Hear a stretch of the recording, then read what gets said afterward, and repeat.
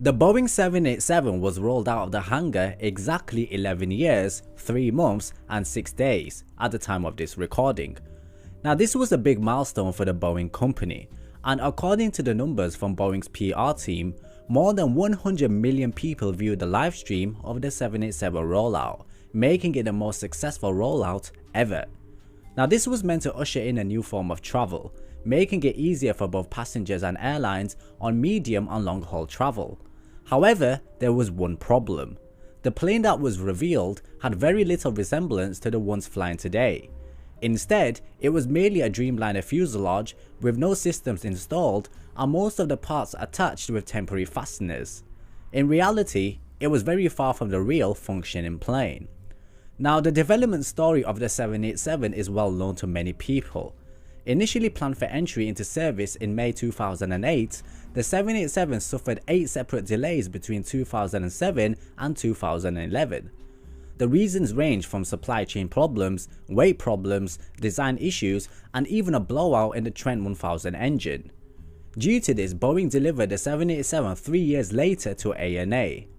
Now the first set of 787s were overweight by several tons, and the poor performing engines didn't hit their targets for fuel consumption. On top of that, Boeing had to pay out hundreds of millions of dollars in compensation to customers because of the performance guarantees they signed for the plane.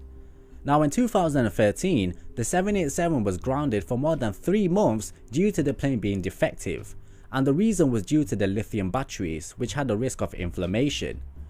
In total, the 787 has cost Boeing approximately $32 billion. And for comparison, the 777 has less than $4 billion of the same costs. Now Boeing must get a return of $22 billion from another 700 or so deliveries, and achieving a profit of around $30 million per airframe. Now this is a quite unrealistic figure for Boeing at the moment, and the likelihood is that Boeing may not be profitable until more than 1,400 deliveries have been made. Despite the early issues, however, every single 787 that rolls off the production line today more or less fulfills the promise of the program when it was launched in the early 2000s. The 787-8 and the 787-9 are the most fuel efficient and economically efficient jets of their size, and both types have enabled many new routes to be launched. Take for example Norwegian and Scoot, who would have never operated the flights they do without the 787. But it's not entirely correct to say that airlines fly point to point using the 787, because most of the airlines still fly the Dreamliners from hubs or focus cities. But one thing is for sure, and that is that the Dreamliner has enabled airlines to fly longer and skinnier routes from hubs to spokes all around the world. For example, Air Canada now flies to India after years of struggle, with services like from Toronto to Delhi and Mumbai.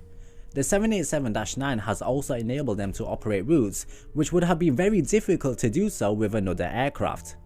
Now initial customers like ANA and Japan Airlines use the plane to expand to Europe and the US. British Airways use it for North and South America, Hainan Airlines has expanded into deep Asia and also Europe, and the list goes on and on. But perhaps the most innovative use of the 787 is for ultra long haul travel.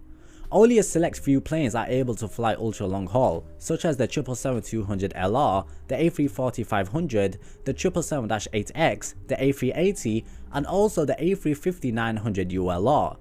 Now the first airline to use the 787-9 for ultra long haul flight was United Airlines on San Francisco and Singapore.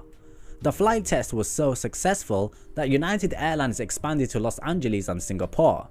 Meanwhile, Qantas has gone a step further and now operates the second longest flight from Perth to London. Now if the 787-9 in particular continues to find use as an ultra long haul plane, then it will end up being even more transformational than Boeing's most optimistic project.